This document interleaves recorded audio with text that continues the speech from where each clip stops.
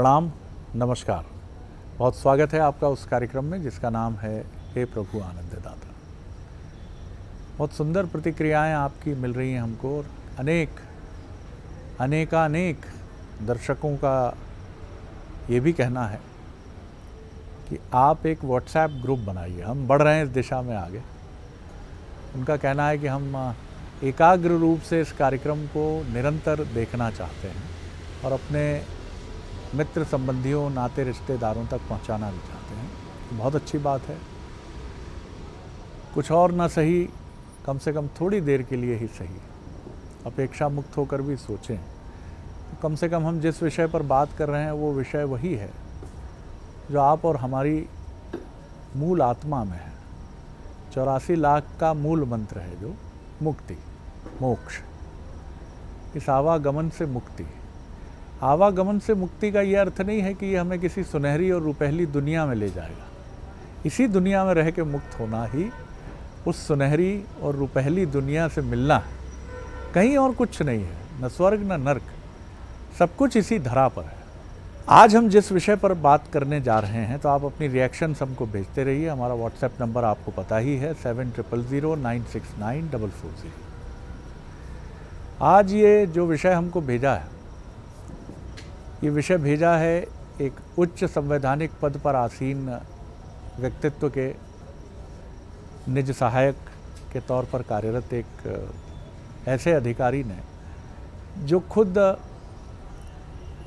धारियती धर्म की परिभाषा से गहरे जुड़े हुए प्रतीत होते हैं और इस कार्यक्रम को वो नियमित रूप से देखते हैं और बहुत प्रसन्नता से उन्होंने इस कार्यक्रम के लिए कुछ अच्छे शब्दों के साथ हमारा मनोबल भी बढ़ाया है और एक अपनी जिज्ञासा, कह लीजिए जिज्ञासा ही कहूँगा मैं, वो उनका ये कहना है कि अपने विद्वान वक्ता से ज़रा हमें ये इस परिभाषा को और स्पष्ट करिए कि कभी विवाह की जो पारंपरिकता थी उसके अनेकार्थ देखे जाते रहे, चाहे वो ध्रुव तारा दिखाना हो विवाह की समाप्ति के बाद, या फिर 7 फेरे हों, हर फेरे का एक वचन हो, पति की पत्नी के प्रति प्रतिबद्धता और निष्ठा की गाथाएं और पत्नी की पति के प्रति निष्ठा की गाथाएं, और उन सब पर मुहर लगाते चलते हुए आगे बढ़ना। लेकिन इनका कहना है आज विवाह डीजे में बदल गया है।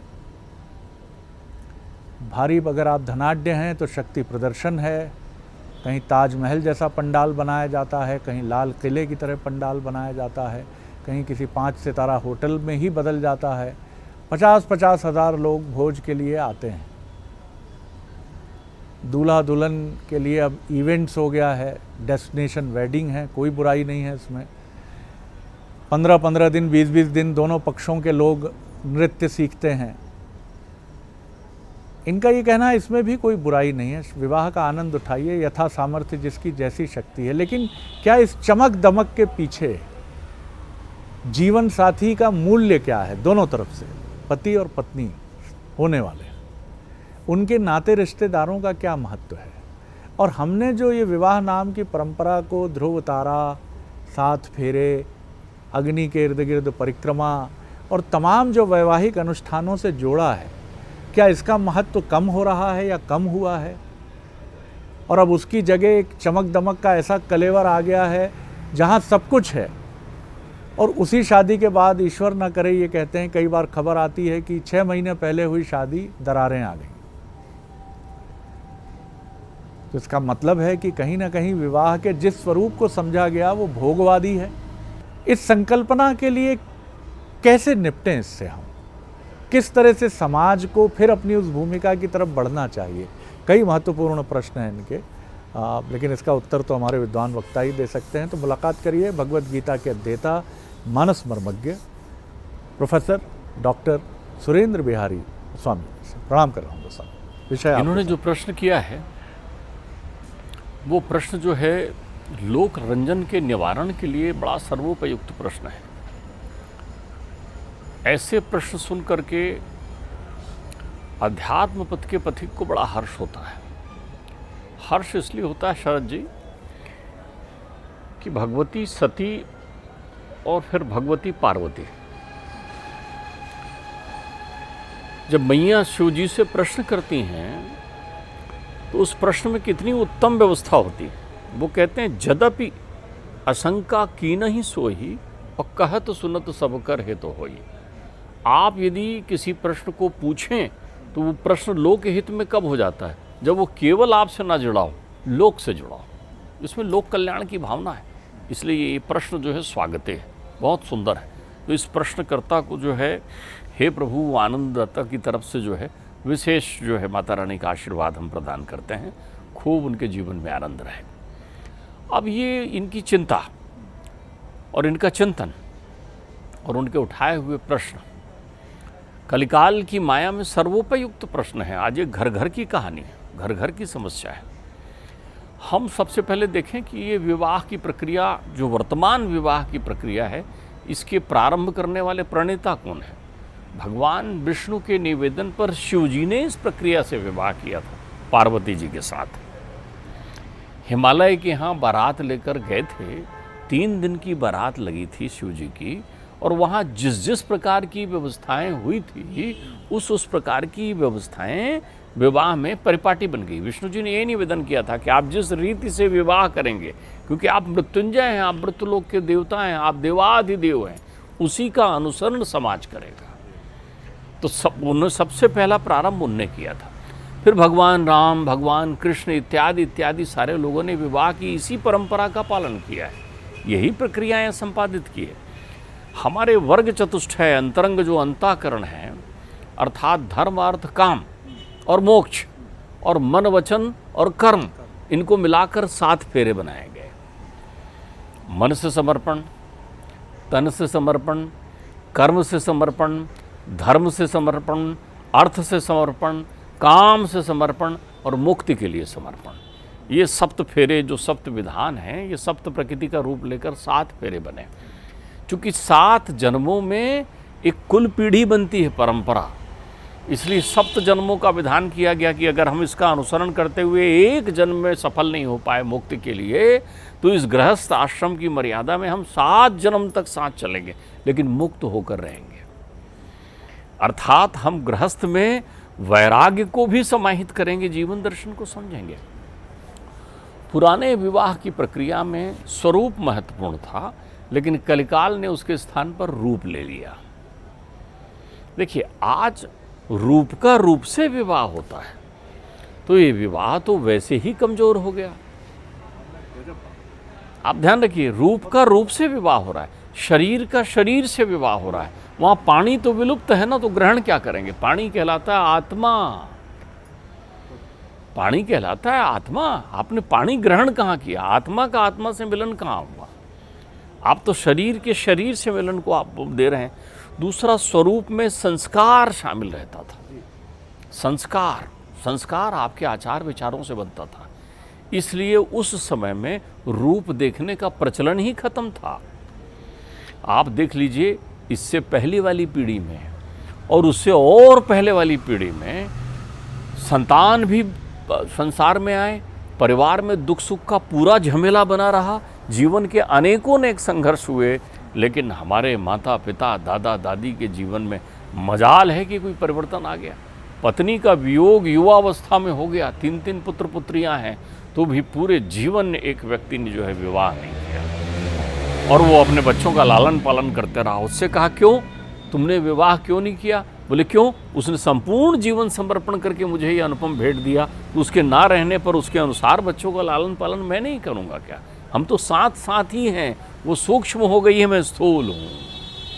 ये समर्पण की पराकाष्ठा थी, क्योंकि तब संस्कारों को आधार बनाकर विवाह होता था, और संस्कार परंपराओं से निकली हुई अमृत औषधि है।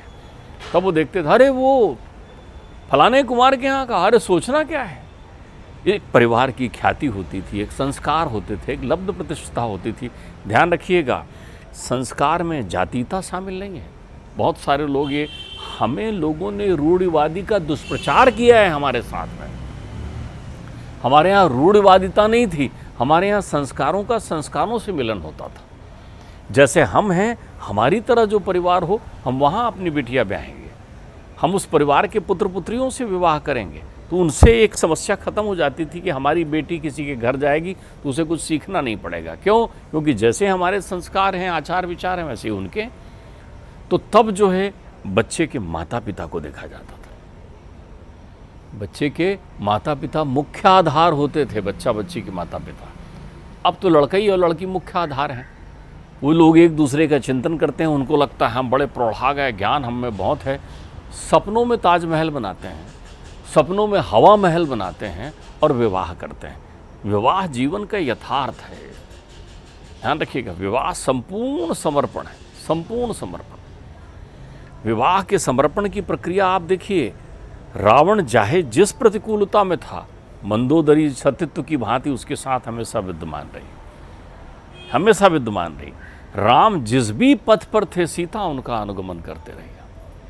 ये विवाह की एक प्रक्रिया थी, तप था विवाह, जीवन का एक साध्य साधन था। तो हमने विवाह को जो है एक एग्रीमेंट और समझौता समझ लिया।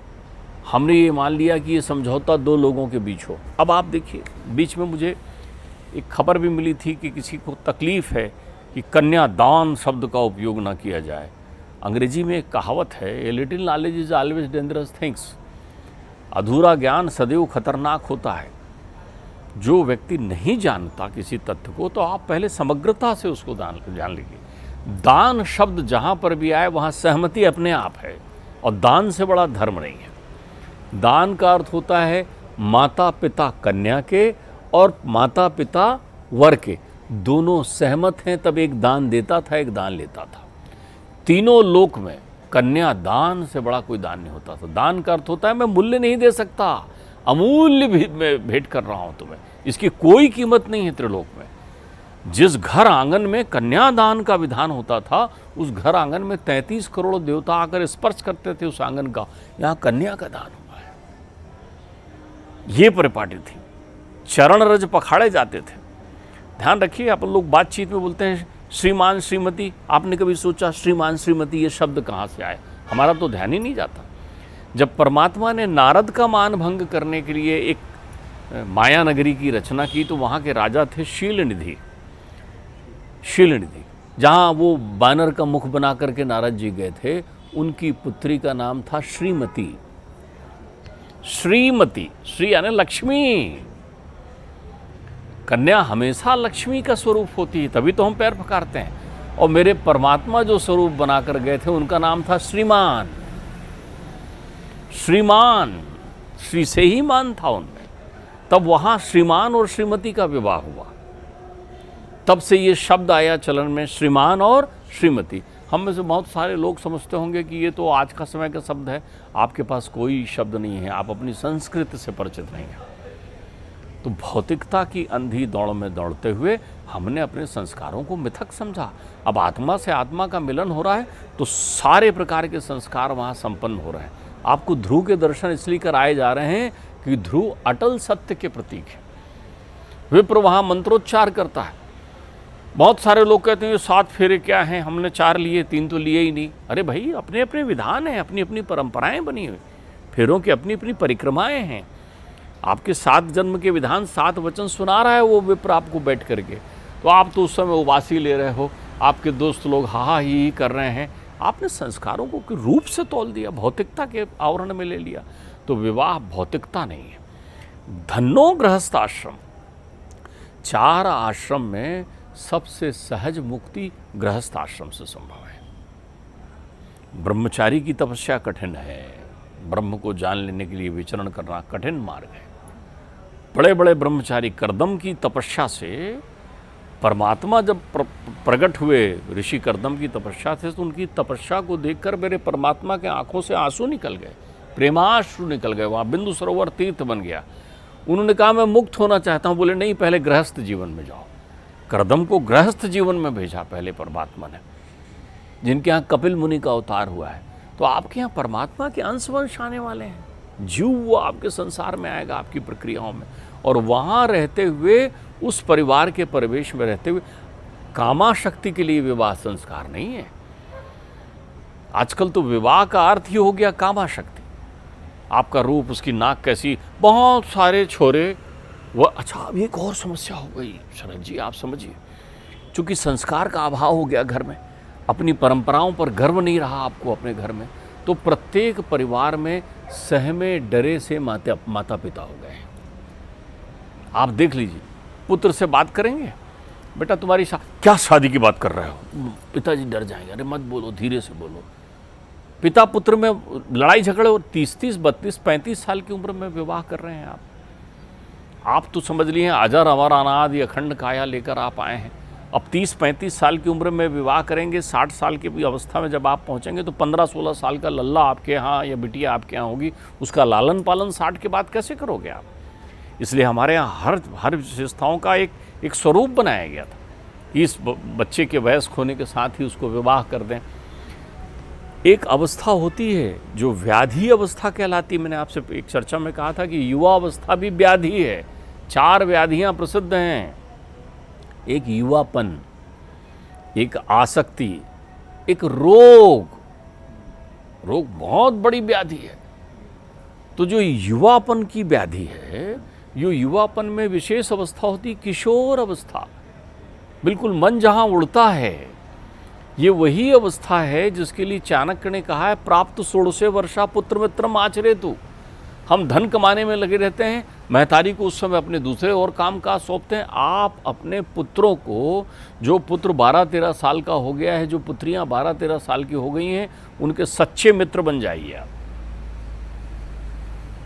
आत्मीयता का क्रम कर लीजिए, उनके साथ बिल्कुल बिना संकोच वार्तालाप करिए, क्योंकि जैसे ही वो अकेले हो जाएंगे, बुभुक्षता किम न करोति पापम श्रीणारणा निष्करणा भवन्ति, उनका अंतर्चित्त जो है वो काम वासनाओं की ओर अग्रसित होगा, क्योंकि उनका मन निर्मल है। जिसने भी कह दिया वाह क्या सुंदर लग रही हो, वहीं एक सिंहरन सी महसूस करेंगे। किसी लड़के को कह दिया अरे वाह तुम तो बड़े सुंदर लग रहे हो, एक सिंहरन सा महसूस करते हैं, क्योंकि मन अबोध है। इसीलिए तो हमारे यहाँ वयस्क अधिनियम और अवयस्क अधिनियम की स्थापना की गई है कि उस समय मूढ़ होता है मन हमारा। तो अब उसी समय परिवार के लोग उनसे भी, अरे आप मुझे बताओ, बिना माता पिता के दान कैसे हो सकता है? सहमति के बिना। तो बिना कन्यादान के विवाह हो रहे हैं, माता पिता के आशीर्वाद के बिना जो है आप खाली सूचनार्थ चले आ रहे हो, मैंने पसंद कर लिया है, मैं शादी कर रहा हूँ। और अलग अलग, अभी आपने भौतिकता की बात कही, अब देखो आपके यहाँ लक्ष्मी नारायण पधार रहे हैं, वर वधू का स्वरूप लक्ष्मी नारायण का है, कन्यादान में अनंत फल आपको प्राप्त होना है। अब आप उसमें कैसी वैभवता का प्रदर्शन करना चाहते हैं, ये आपके विवेक पर निर्भर है। जन्मदिन मना रहे हो छोटे बच्चे का, वो क्या कोने में बैठ के रो तो नहीं रहा है? तो विवाह संस्कार के प्रत्येक संदर्भ में उपस्थित रहिए। आप देखिए, जब फेरे होते रहते हैं तो घर के गिने चुने लोग उस समय बैठे रहते हैं फेरे के समय, बाकी सब तो खा पी के निकल चुके होते हैं। तो आपके प्रत्येक संस्कार में जो सहभागी बने वो संबंधी है। आपने रिश्तेदार बुला लिए हैं किराएदार की तरह, संबंधी नहीं बुलाए, संबंधी संबंधन में रहे। विवाह में समर्पण मुख्य विषय वस्तु है, ध्यान रखिए। बहुत सुंदर डॉक्टर साहब, और एक एक शब्द आपका ऐसा अमूल्य है कि मैं सुनकर एक अलग भाव से भर गया। वही संबंधी है जिसके साथ आपके समान संबंध हो। रिश्तेदार और किराएदार में क्या अंतर है? आए, किराया दिया, चले गए। मैं समझता हूँ, और यह आपका अधिकार है और आपकी वैयक्तिक स्वतंत्रता है, इसमें कोई आपत्ति नहीं है कि आप इस चिंतन के कई सिरों से असहमत हो सकते हैं, होना ही चाहिए। आप ये कह सकते हैं कि मैं अपनी मर्जी से ही विवाह करूँगा। कोई स्त्री ये भी कह सकती है कि कन्यादान क्यों, पुरुष दान क्यों नहीं होता? उत्तर गोस्वामी जी ने दिया है, लेकिन सहमत असहमत होना आपका स्वभाव है। स्त्री के कन्यादान की व्यवस्था इसलिए है कि वो निश्चित तौर पर, अगर इसको आप स्त्रीवादी या पुरुषवादी दृष्टिकोण से देखें भी, तो स्त्री का मूल्य पुरुष से कहीं आगे है। तुलना की कोई बात नहीं, प्रकृति में सम हैं दोनों, और दोनों एक दूसरे के बिना अधूरे और अपूर्ण भी माने गए। लेकिन जो छायावादी कवि, हमने पहले भी इसी कार्यक्रम में किसी विषय पर इसका उल्लेख किया है कि मिलना तो मन से होता है, तन तो सिर्फ बहाना है। आप अगर मन से मिले हैं तो क्या आपका संबंध 6 महीने में टूट सकता है, 1 साल में, 2 साल में, 3 साल में? क्या आपके माता पिता को यह चिंता रहती है कि बहुत आवाज़ें आती हैं घर से, शांत रहो? मैंने ऐसे भी जोड़ों को देखा है जो हनीमून के लिए या किसी हिल स्टेशन पर गए हैं और मुंह फुला के ऐसे बैठे हैं जैसे किसी शोक सभा में आए हैं। मन नहीं मिला ना, तो मिलना क्या आवश्यक है? मन। और इस मन को मिलाने के लिए संबंधियों की एक पूरी जमात सक्रिय रहती है। काउंसलर्स की व्यवस्था तो बहुत आवश्यक है जीवन में। भ्रम के बादल घिरते ही हैं, लेकिन इन भ्रम के बादल को किराएदार रूपी रिश्तेदार नहीं दूर कर सकते। माफ़ कीजिएगा, मैं कटाक्ष नहीं कर रहा हूँ, संबंधी ही दूर कर सकते हैं, क्योंकि उनकी अभिरुचि उस विवाह में उतनी ही है या लगभग दूल्हा दुल्हन के जितनी ही है, या थोड़ी मात्रा में अंतर कर लीजिए, कि इनका विवाह बना रहे। यह हमारी भी प्रतिष्ठा का प्रश्न है। बेमेल विवाह या बिना मर्जी से कोई किसी के साथ नहीं रह सकता। लेकिन भारत की यात्रा को अगर आप देखेंगे, जो बहुत सुंदर उदाहरण मंदोदरी और माँ सीता का दिया डॉक्टर साहब ने, और इसी तरह पति का भी है। क्या राम किसी पैमाने पे कम थे एक पति का धर्म निभाने के लिए? उस विवाह का जो मूल सत्व है उसी को हम विस्मृत कर बैठे हैं। अब हमने विवाह को कारोबार में बदल दिया है, प्रदर्शन में बदल दिया है। गोस्वामी जी, आपको जोड़ना चाहता हूँ। देखिए, मैं आपको कह रहा था, मुझे एक बात ध्यान आ गया। आपने अभी कन्या और वर, लड़की और लड़के और स्त्री और पुरुष पर जो प्रक्रियाएं बताई, इसकी शुरुआत में एक बात ध्यान रखें। 2 समधी होते हैं। बाबूजी कहते थे समधी का अर्थ जानते हो? मैं नहीं कहता, वो हाथ पैसा कर लेते थे। वो कहते थे सम यानी बराबर, धी यानी बुद्धि। जब 2 लोग एक स्तर पर आकर बराबर हो जाते हैं तब समधी कहलाते हैं, और तभी संबंधी कहलाते हैं। विवाह समर्पण का नाम है। वहाँ आप अपने अहंकार को तिरोहित कर देते हो। वहाँ कोई छोटा बड़ा नहीं होता। वहाँ ये नहीं कि पुरुष बड़ा है और स्त्री बड़ी है, या स्त्री बड़ी है और पुरुष छोटा है। ये कोई भेद नहीं होता।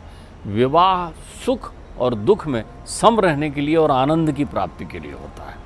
विवाह दुख की स्थिति में सहभागिता बढ़ाती है। दुख की स्थिति में वो स्त्री आकर खड़ी हो जाती है। वो कहती है, आप देखो अभी घर में अपने बुजुर्गों को, पिताजी को खांसी नहीं होगी कि खड़ी हो जाएगी, 3 दिन से तुमने देखा है। काम तिरोहित हो गया है, स्वार्थ तिरोहित हो गया है।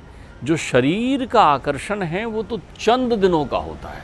सही। तो जो विवाह टूटे वो शरीर के आकर्षण का होता है, और जो विवाह अटूट बना रहे वो आत्मा, मन और वचन और कर्म का होता है। और भारत में आपको इसके करोड़ों उदाहरण मिले। किसी ससुर से पूछिए, किसी सास से पूछिए कि बहू के आने के बाद क्या जीवन बदला, वो कहेगा मैं अपनी बिटिया को विस्मृत कर गया। इतनी प्यारी ये बिटिया हमें मिली, हमारे कौन से जन्मों के सुकर्म हैं कि इतनी इसने हमारे घर का साथ दिया है कि मैंने रोते हुए देखा है सास ससुर को, और इसी तरह बहू को मैंने रोते हुए देखा। इतना प्रेम तो मेरे माता पिता ने नहीं किया। दरअसल नकारात्मकता हमारे व्यक्तित्व का एक बड़ा स्थायी हिस्सा है। जैसा हम पत्रकार कहते हैं कि खबर ये नहीं है कि कुत्ते ने मनुष्य को काट लिया, खबर ये है कि मनुष्य ने कुत्ते को काट लिया। बहू ने सास को प्रताड़ित किया, ये बड़ी खबर है। सास और बहू अनन्य प्रेम करते हैं, ये दुर्भाग्य से समाचार का विषय नहीं है, सुनने का भी विषय है क्या? असल में नकारात्मकता के प्रति हमारा आकर्षण बहुत गहरा है। हमारे कर्ण हमेशा, जो बहुत कर्ण पिशाचनी कहा गया है डॉक्टर साहब के शब्दों में, ये कर्ण पिशाचनी अच्छा नहीं सुनना चाहती। क्या क्या फिर अब कुछ चला है कि घर गिर गया क्या उनका? अरे उनके यहाँ ये हो गया। ओ, नकली आंखें फैला फैला कर ये कर्ण पिशाचनी क्या सुनना चाहती है? सिर्फ वो कि मेरे घर कुछ अशुभ अमंगल ना हो। जो कुछ हो इस चराचर जगत में अधिकांश लोगों के यहाँ। अपने भाव को शांत करिए हम, और विवाह के उस स्वरूप को समझें जिसका बहुत सुंदर शब्द है समर्पण। समर्पण के बाद क्या रह जाता है, और विवाह का अर्थ क्या है? विवाह का असली अर्थ यही है, एक ऐसा जीवन साथी जो आपकी खामियों से भी प्यार करता है जितना आपकी खूबियों से प्यार करता है। सत्य को समझिए, तत्व को समझिए और आगे बढ़िए। बहुत धन्यवाद करता हूँ डॉक्टर साहब। अगले एपिसोड में एक और विषय लेकर उपस्थित होंगे। प्रणाम, नमस्कार।